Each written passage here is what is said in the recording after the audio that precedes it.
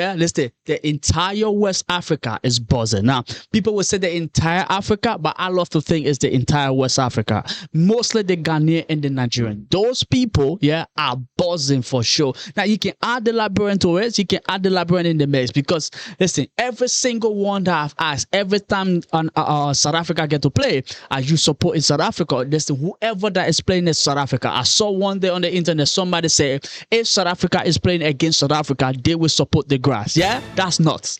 That is nuts. So I can tell you for a fact, every single Ghanaian, Nigerian are buzzing right now. Canada, right, have done them a very, very huge favor. Let's say before we get into the game, yeah, and I gave you my review about it, what happened, what didn't happen, what I like about it, who impressed me, who didn't impress me. Welcome to Famous Football. I'm your host, Nate. Let's talk football. Yeah.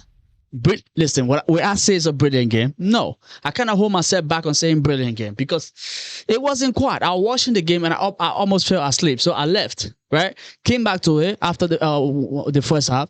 Came back to it, started watching again. Listen, it wasn't really impressive because the both team will have the ball. South Africa can move the ball pretty decently. So can Canada move the ball as well. But then they get to the the attacking third, they can do nothing. Right? You could see the Canada coach or the Canadian coach getting frustrated. Jesse, he's losing his mind. Right? Now you cannot see the same impression from the South African coach because the brother is 74 years old. All he wants to do right now is probably go home and go take a nap. Right? But he's out there.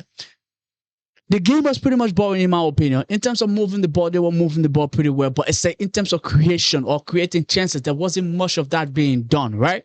So, but at the end result, in the dying minute of the game, in this 92, 93 minute of the game, Canada managed to do the job. Canada managed to get the job done, right? With their assistant captain, or at least the guy that was captaining the team in place of Alfonso David. I cannot pronounce his name, right?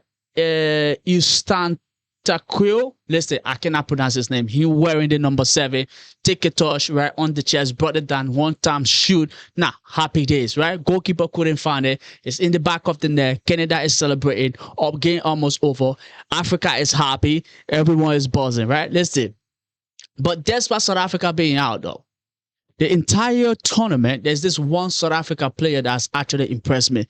Their goalkeeper is phenomenal, right? We will give him that. He's phenomenal. The guy is good. With his feet, in terms of saves, he's good. He's been one of the reasons South Africa is still has been in this tournament up to this point, right? He's been one of the reasons. We can all admit that. But this guy called Imbo, what's his name again?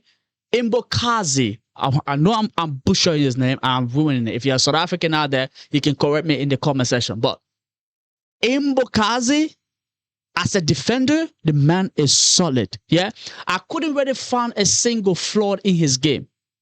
I couldn't, right? But now, one thing I'll also say, right, is that sometimes they do a little bit too much. And I get it. As a player, we all been there. If you play the sport, you know, you start doing one thing, you feel like you have it locked down, and you get a little bit cocky, and then you start doing a little bit, too much than you should be doing, right? But for him, he just had everything locked down. Defensively, right, I didn't think anybody was actually able to beat him in a 1v1, right? The man coming from behind, coming to you 1v1, whatever it is, he was just as solid could be, right? So congratulations to him. He had a brilliant tournament in my opinion. Their goalkeeper, like I said, is also good.